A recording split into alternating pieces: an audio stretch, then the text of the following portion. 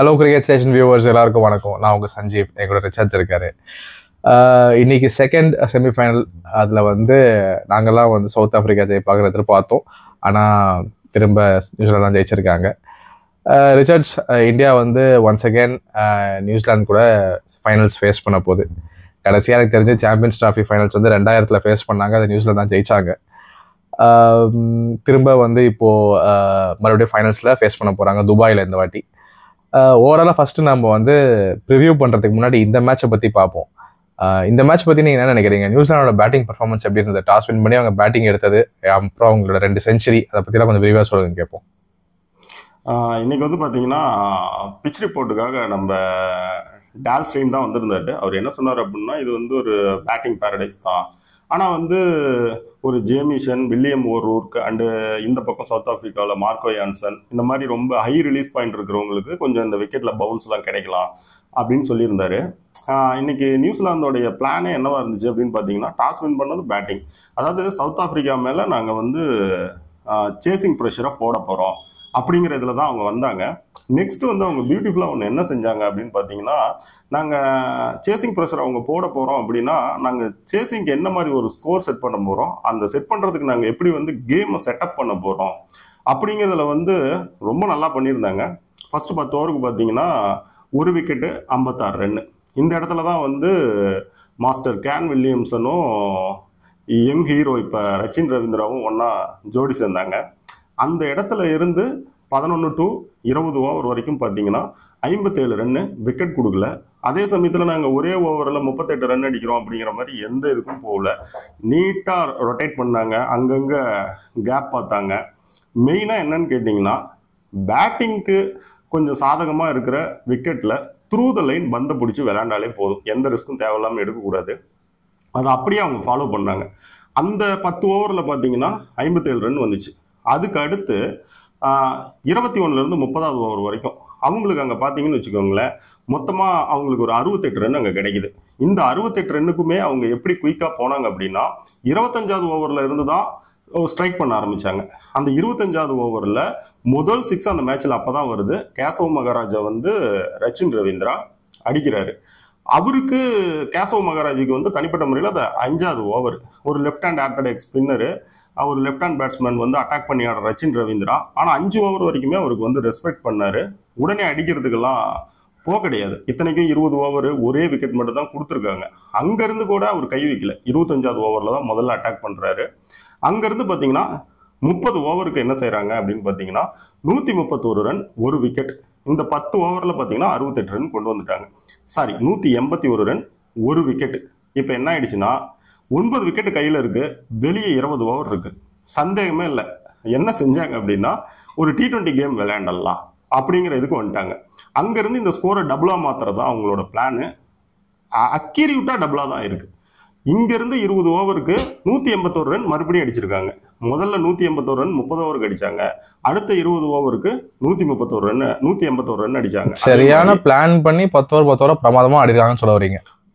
எக்ஸாக்டா அப்படிதான் விளையாண்டாங்க அவங்க. இதுல கூட என்னன்னு பாத்தீங்கன்னா, 30 ஓவர்ல 1 விக்கெட் 181 ரன் வந்த பிறகு கேன் வில்லியம்சன் என்ன பண்ணாருன்னா, நான் அட்டாக் பண்ண உள்ள வந்துட்டேன்றதுக்கு அவர் ரேம் ஷாட்லாம் ஆடினாரு பாருங்க. நீ இதெல்லாம் பண்ணுவியா? ஆமா, இதெல்லாம் பார்த்ததே இல்லையப்பா அப்படின்ற பண்ணுவாரு. ஆனா இருந்தாலும் பாத்தீங்கன்னா இன்னைக்கு நல்லா இருந்துச்சு அவருடைய. அவர்லாம் ஒரு கிளாசிக்கல் பிளேயருங்க. அப்படிப்பட்ட பிளேயர்லாம் இதெல்லாம் ஆடும் போது பார்க்க நமக்கே எக்ஸைட்டிங்கா இருக்கும். அவர் மிட் விக்கெட்ல அவருடைய அந்த பிளிக்கு அந்த பக்கம் பாத்தீங்கன்னா, அவருக்கு எப்பயுமே ரூம் கொடுத்து அந்த கவர்ஸ் அந்த எக்ஸ்ட்ரா கோர்ல லோக்கல் ஷாட் ஆடுவாரு, இல்லைன்னா டிரைவ் ஆடுவாரு. எல்லாமே செம்மையா இருந்துச்சு. இவர் இப்ப இன்னைக்கு ரேம்பும் ரேம் ஷாட்டும் கொண்டு வந்து நல்லா இது பண்ணாரு. இதுல ஒரு ஆச்சரியமான விஷயம் என்னன்னு பாத்தீங்கன்னா, ரச்சின் ரவீந்திரா கொஞ்சம் வேகமா போன மாதிரி இருந்துச்சு. 93 பால்ல அவர் செஞ்சுரி அடிச்சாரு. ஆனா இந்த பக்கம் கேன் வில்லியம்சன் உருட்டின மாதிரி இருந்துச்சு. 90 பால்ல செஞ்சுரி அடிச்சாரு. அது அவங்கள வலிக்காம செஞ்சுட்டாரு. கண்டிப்பா கண்டிப்பா. இப்ப என்ன ஆயிடுச்சுன்னா, அப்படியே 40 ஓவருக்கு பாத்தீங்கன்னா 3 விக்கெட்டு 251 ரன். இங்க இருந்து அவங்க கையில பாத்தீங்கன்னா நம்பர் 9 வரைக்கும் அவங்ககிட்ட பேட்டிங் இருக்கு. கையில 6 விக்கெட் இருக்கு அவங்களுக்கு. ஸோ இந்த 6 விக்கெட்டு 10 ஓவர். இதை வச்சுட்டு ஓவருக்கு 10 ஓவர் 100 ரன் அடிக்கலாம். அவங்களுக்கு 350 கையில இருக்குது. ஆனா அவங்க என்ன செஞ்சாங்கன்னா 110 ரன் எடுத்தாங்க. ஸோ அவங்க 362 அப்படிங்கிற டோட்டலுக்கு போயிட்டாங்க. இதுலயும் ஒரு விஷயம் என்னன்னு பாத்தீங்கன்னா, இந்த 40 ஓவர் தாண்டி டாம் லேதம் அவுட் ஆகுறப்ப டேரில் மிச்சல் வந்து ஒரு சின்னதா ஒரு பிரேக் போடுவார். கிளென் பிலிப்ஸ் உள்ள புதுசா வந்ததும். ஏன்னா அந்த இடத்துல வந்து அவர் விளையாட வேண்டிய நின்று கொஞ்சம் பார்க்க வேண்டிய தேவை இருக்கு. கரெக்டா அந்த இடத்துல ஒரு பிரேக் போட்டார். சும்மா நான் தான் 40 ஓவருக்கு 43வது ஓவருக்கு மேல வந்துட்டேனே, நான் எல்லா பாலுக்கும் போறேன் அப்படின்னு போகல. டாம் லேதம் அவுட் ஆனதும் டக்குன்னு ஒரு பிரேக்கை போட்டு அதுக்கப்புறம் தான் அங்கிருந்து இன்க்ரீஸ் பண்ணார். உடனே டேரில் மிச்சல் வெளியே போனதும் ஒரு 45க்கு மேல இவர் வந்து கிளென் பிலிப்ஸ் என்ன வேலையை செய்யணுமோ அது கிளியரா செஞ்சாரு. இது வந்து எப்படின்னு பாத்தீங்கன்னா, இந்த மேட்சை ஜெயிக்கிறதுக்கு அந்த பக்கம் மாஸ்டர் கேன் வில்லியம்ஸனும் யங் சூப்பர் ஸ்டார் ரச்சின் ரவீந்திராவும் அந்த முதல் 30 ஓவருக்கு என்ன செய்யணுமோ அதை ரொம்ப பர்ஃபெக்டா செஞ்சாங்க. 181 ரன் 3 விக்கெட். அதுக்கு மேல என்ன பண்ணிட்டாங்கன்னா, அடுத்த 21 ஓவர் 181 ரன் ஈஸியா வந்துட்டாங்க. அவங்க அப்படியே 10 ஓவரா பிரிச்சு விளையாண்டாங்க. இதுல பொதுவாவே நீங்க எடுத்துக்கிட்டீங்கன்னா, இந்த சாம்பியன்ஸ் டிராஃபில பாகிஸ்தான்ல நடக்கிற எல்லா அந்த பிளாட் ட்ராக்ல நடக்கிற எல்லா மேட்சையுமே பாத்துக்கிட்டீங்கன்னா, இந்த நான் வந்து ஒரே ஓவர்ல 6 6 அடிக்கிற குரூப் யாருமே அங்க சக்சஸ் பண்ண கிடையாது. யாரெல்லாம் வந்து பந்தோட லைனுக்கு அந்த லைனை இழுத்து பிடிச்சி விளையாண்டாங்களோ அவங்க எல்லாருமே ஸ்கோர் பண்ணிருக்காங்க. அதாவது ஒரு பவுலிங்க்கு வந்து ஹெல்ப் பண்ணக்கூடிய ஒரு விக்கெட்ல நீங்க என்ன செய்யணும்னா, அந்த பிச்சை நம்பி நீங்க பவுலிங் பண்ணாலே போதும். புதுசா எதுவும் அதுல போயிட்டு நீங்க வந்து எக்ஸ்ட்ரா ட்ரை பண்ண வேண்டிய தேவைலாம் இருக்காது. அதே மாதிரி உங்களுக்கு பேட்டிங் ஹெல்ப் பண்ற பிளாட் ட்ராக்ல எடுத்துக்கிட்டீங்கன்னா, நீங்க அங்க போய் எந்த எக்ஸ்ட்ரா முயற்சியும் பண்ணாம த்ரூ த லைன் நீங்க விளையாண்டு இருந்தீங்கனாலே போதும். இன்னைக்கு வந்து பாத்தீங்கன்னா, நியூசிலாந்து வந்து கம்ப்ளீட்டா இந்த ஒரு விதியை வந்து அப்படியே இது பண்ணி தான் விளையாண்டாங்க. நல்ல இடத்துக்கு வந்தாங்க. உண்மையாலுமே நல்ல பேட்டிங், ரொம்ப நல்லா இருந்துச்சு. ஓகே ரிச்சர்ஸ், நம்ம நியூசிலாந்து பேட்டிங் பத்தி நிறைய பார்த்துட்டோம். இப்போ ஆக்சுவலி நான் வந்து இன்னொரு கேள்வி கேட்கிறேன் உங்ககிட்ட. சவுத் ஆப்பிரிக்கா தோத்துட்டாங்க சரி, ஆனா அவங்க உள்ள வரும்போது இந்த 362 சேஸ் பண்ணுவாங்கன்னு உங்களுக்கு தோணுச்சா? ஒரு நம்பிக்கை இருந்ததா? எனக்கு வந்துங்க உண்மையாலுமே நம்பிக்கை இல்லை. எனக்கு வந்து 80% வந்து நியூசிலாந்து தான் ஜெயிக்கும் அப்படின்னு நான் நினைச்சிருந்தேன். இப்போ இதே பவுலிங் யூனிட்ல கூட நீங்க எடுத்துக்கிட்டீங்கன்னா, சம்சியை கொண்டு வரலாம் அப்படின்னு சொல்லுவாங்க. சம்சியை கொண்டு வரணும்னா நீங்க அந்த இடத்துல யாரை டிராப் பண்ணுவீங்க? ஆனா உங்களுக்கு ஒரு ஸ்ட்ராங் லைன் அப் இருந்தது சவுத் ஆப்பிரிக்கா. நேற்று கூட நம்ம பேசிட்டு இருந்தோம்ல, ஏன் உங்களுக்கு அந்த கான்ஃபிடன்ஸ் வரல? பெரிய ஸ்கோர் ரொம்ப 8வது இலக்குல இருக்கதாலையா? இல்லை, நான் சொல்றேன். அப்போ வந்து பாத்தீங்கன்னா, இன்னைக்கு கூட பாத்தீங்கன்னா சம்சியை உள்ள கொண்டு வரலாம். அவங்களுடைய இங்கிலாண்டோட லெஃப்ட் ஹேண்டர்ஸுக்கு வந்து வெளியே பந்து எடுக்கிற சம்சியை கொண்டு வரலாம்னா யாரை ட்ராப் பண்ணுவீங்க? வியான் முல்டரும் உங்களுக்கு நம்பர் 8ல வராரு. ஸோ அவரை நீங்க வந்து உங்களுக்கு அவர் ரொம்ப முக்கியம், அதனால நீங்க பண்ண மாட்டீங்க. அப்படி பார்த்தா லுங்கி நிகிடி மட்டும்தான் பண்ற இடத்துல இருக்காரு. ஆனா இன்னைக்கு மேட்ச்ல லுங்கி நிகிடி தான் உங்களுக்கு பவுலிங்ல வந்து பிரேக் த்ரூஸ் கொடுத்தாரு, 2 விக்கெட் எடுத்தாரு. நெக்ஸ்ட் வந்து பாத்தீங்கன்னா கேன் வில்லியம்ஸனுக்குனா வந்து சான்சஸ்லாம் ஆரம்பத்திலே கிரியேட் பண்ணாரு. ஸோ அவரையும் எடுத்துருக்க முடியாது. ஸோ வந்து பவுலிங் யூனிட்ல அவங்க பெருசா ஒன்றும் தப்பு பண்ணிட்டாங்கன்ற மாதிரி நம்ம எதுவும் சொல்ல முடியாது.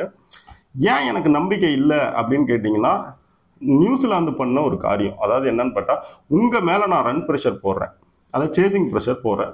எப்படி போடுறேன்? ஒரு நாக் அவுட்ல போறேன், ஒரு ஐசிசி நாக் அவுட்ல போடுறேன். எப்படிப்பட்ட ஸ்கோருக்கு? 360ன்னு ஒரு ஸ்கோருக்கு போடுறேன்.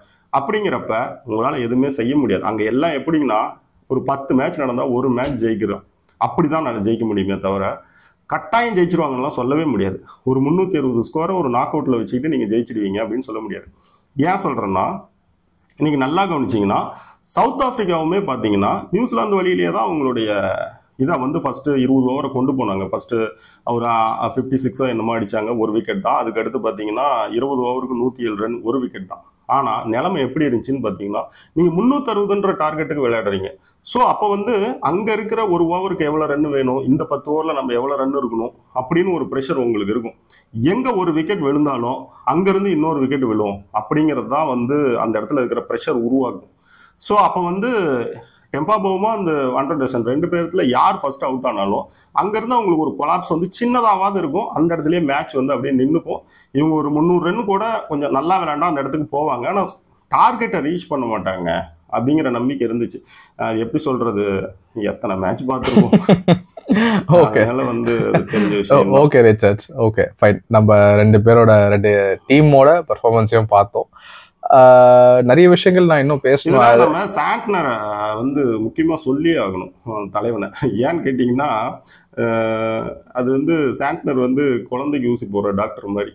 அதான் லைனை வந்து சேஞ்ச் பண்றதுல இன்ச்சா சேஞ்ச் பண்ணுவான் மனுஷன். அந்த லைன் சேஞ்ச் ஆகிட்டு இருக்கிறதே உங்களுக்கு தெரியாது. அந்த இடத்துக்கு அவன் கரெக்டா வந்துருவான். அந்த இடத்துல பந்து விழுந்தது நீங்க கிளம்பிடுவீங்க. இன்னைக்குமே அப்படிதான் ஃபிளைட் பண்ணது. அப்புறம் எப்பயுமே ஒரு சில மில்லி செகண்ட் வந்து பந்தை வந்து கையில நிறுத்தி லேட்டா ரிலீஸ் பண்றது, இந்த எல்லா வேலையும் அவன் செய்வான் தலைவன். ஸோ அதனால என்ன ஆயிடுச்சுன்னு பாத்தீங்கன்னா இன்னைக்கு வந்து டாப் ஆர்டரை சரிச்சாச்சு. நீங்க கிளாஸ் வரைக்கும் நீங்க ஊத்தி மூடிட்டாரு 3 விக்கெட். அதுக்கு மேல போறாங்க என்ன இருக்கு சவுத் ஆப்பிரிக்காவில்? அது 360 சேஸுங்கிறப்ப ஒண்ணுமே இல்லைல்ல உங்களுக்கு. கரெக்ட். அதான் நீங்க டாப் ஆர்டர் கொஞ்சம் சப்போர்ட் இல்லைன்னா லாங் பெரிய ஸ்கோர் சேசிங்கன்னா நம்ம கண்ணை மூடிட வேண்டியதுதான். அதனால டாப் ஆர்டருங்கிறத தாண்டி கிளாஸ் மேலேயே கை வச்சிட்டீங்க. அதான் சொல்றேன். ஸோ அதுக்கப்புறம் வாய்ப்பு பெருசா இல்லை, எதுவும் கிடையாது. ஆமா ரிச்சர்ட்ஸ். ஸோ இப்போ நம்ம எப்படியோ நான் இன்னும் நிறைய கேட்க வேண்டியதெல்லாம் இருக்கு. அதெல்லாம் நம்ம ப்ரிவியூக்கு நான் வந்து அதை எடுத்து வச்சிடறேன். வேற ஏதாவது உங்களுக்கு ஏதாவது? ஆமா, இந்தியா நியூசிலாண்ட்னாலே இந்தியாவுக்கு ஒரு பெரிய ஒரு தடங்கள் தானே. அதெல்லாம் நம்ம பொறுமையாவே வந்து அடுத்த வீடியோல பார்ப்போம். உங்களுக்கு வேற ஏதாவது கவர் பண்ண வேண்டியதா இருக்கா இன்னைக்கு மேட்சை பத்தி?